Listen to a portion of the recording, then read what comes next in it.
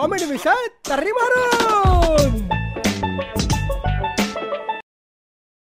मराठी विनोदांच्या या भागात मी नम्रता संभेराव तुमचं सगळ्यांचं मनापासून स्वागत करते. एक दिवस ना पप्पू स्वतःची कार धुवत होता. तितक्यात भाजीवाल्या काकू आल्या आणि भाजीवाल्या काकूंनी विचारलं, काय रे पप्पू, काय करतोयस, कार धुतोयस वय? त्यावर पप्पू म्हणाला, नाही नाही, पाणी देऊन बघतोय मोठी होऊन बस होते का.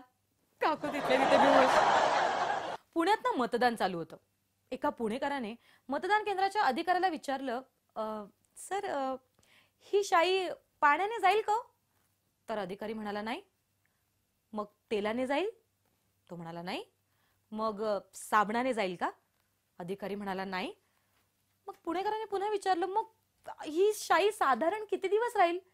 तर अधिकारी म्हणाला, राहील साधारण वर्षभर राहील.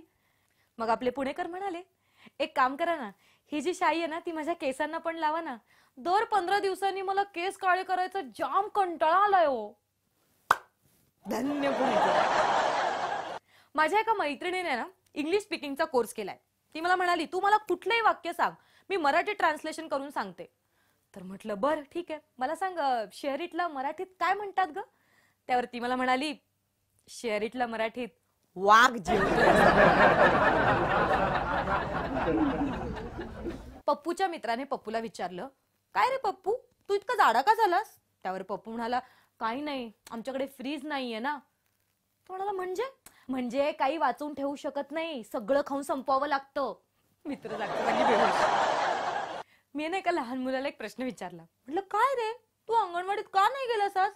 त्यावर तो बिचारा म्हणाला, काही नाही, काल माझं वजन केलं, आज मला विकून टाकतील. बायको आपल्या नवऱ्याला म्हणते, अहो ऐका ना, माझ्याकडनं ना तुमचा एक निळा रंगाचा शर्ट आहे ना, तो इस्त्री करताना एका ठिकाणी जळलाय. त्यावर नवरा बायकोला म्हणतो, अगं ठीक आहे, हरकत नाही, माझ्याकडे सेम टू सेम त्याच रंगाचा दुसरा शर्ट आहे. त्यावर बायको म्हणते, मला माहिती होतं, म्हणून मी तुमच्या दुसऱ्या निळ्या शर्टचा तेवढाच तुकडा काढून या जळलेल्या शर्टला लावून टाकला. ऐकी नाही मी हुशार. जर सकाळी नवरा एका हाकेत उठत नसेल तर त्याला उठवण्याचा एक सोपा उपाय, हळूच त्याच्या कानात जाऊन सांगा, तुझी बायको तुझा मोबाईल चेक करते, बघा कसा ताडकन उठतो की नाही ते. एक कर्मचारी आपल्या बॉसकडे गेला आणि त्याला म्हणाला, सर मला ना जरा सुट्टी हवी होती. तर बॉस म्हणाला, आधी मला सांग, कटप्पाने बाहुबलीला का मारलं? तर मग कर्मचारी म्हणाला, कदाचित बाहुबलीने कटप्पाला सुट्टी दिली नसेल. त्यावर बॉस म्हणाला, बोल ना, बोल, तुला किती दिवसांची सुट्टी पाहिजे? आजचा सुविचार, तुम्ही जर जग बदलू इच्छित असाल तर अविवाहित असतानाच बदला, कारण लग्नानंतर तुम्हाला टीव्हीचा चॅनल सुद्धा बदलता येणार नाही. गणपतीला 2 बायका असतात, रिद्धी आणि सिद्धी, पण सामान्य माणसाला एकच बायको असते आणि ती पण जिद्दी. मी तिच्या घरी गेलो होतो लाल गुलाब घेऊन, हे सांगायला की तुझे दिल मला देणार का, पण तिच्या आईने उघडला दरवाजा आणि मग मी घाबरून बोललो, 2 रुपयाला आहे गुलाब, घेणार का? बंड्याने सहज आपल्या आईला एकदा विचारलं, काय ग आई, गांधीजींच्या डोक्यावर केस का नव्हते? त्यावर आई म्हणाली, अरे गांधीजींच्या डोक्यावर केस नव्हते कारण गांधीजी नेहमी खरं बोलायचे.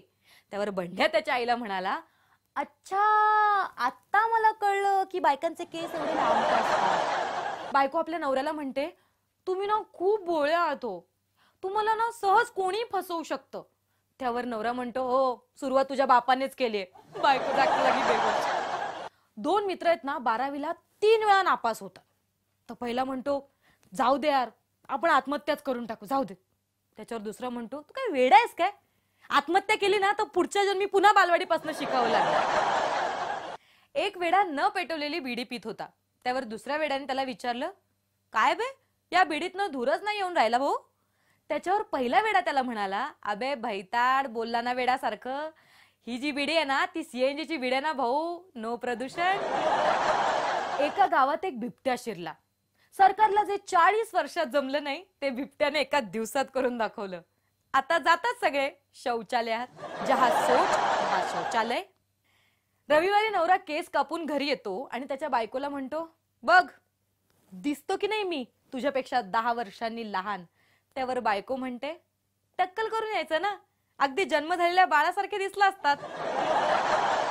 बाबूराव मेले म्हणून गण्या बाबूरावांच्या घरी गेला आणि म्हणाला, बाबूरावांची बॉडी आली नाहीये का अजून? तितक्यात ॲम्ब्युलन्स बॉडी घेऊन आली. त्यावर गण्या म्हणाला, 100 वर्ष आयुष्य आहे ना बाबूरावांना. नवऱ्याने बायकोच्या थोबाडीत मारली आणि बायकोला म्हणाला, पुरुष तिलाच मारतो जिच्यावर तो सगळ्यात जास्त प्रेम करतो. बायकोने 2 लाथा, 4 थोबाडीत आणि 15-20 लाटण्यांचा मार दिलाय आणि म्हणाली, तुम्हाला काय वाटलं मी तुमच्यावर प्रेम करत नाही? हा?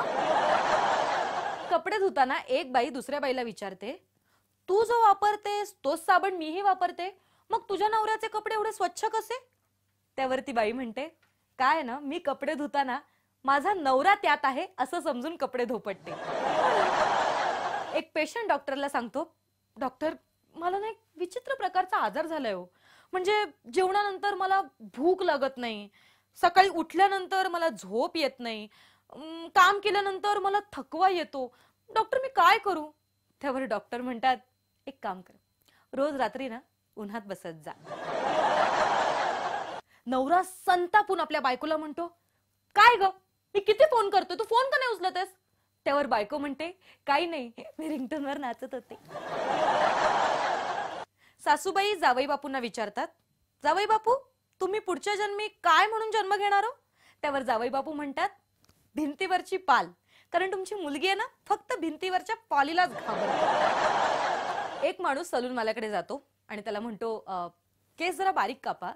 सलून वाला म्हणतो, सर किती बारीक कापू? त्यावर तो माणूस म्हणतो, बायकोच्या हातात येणार नाहीत इतके बारीक कापा.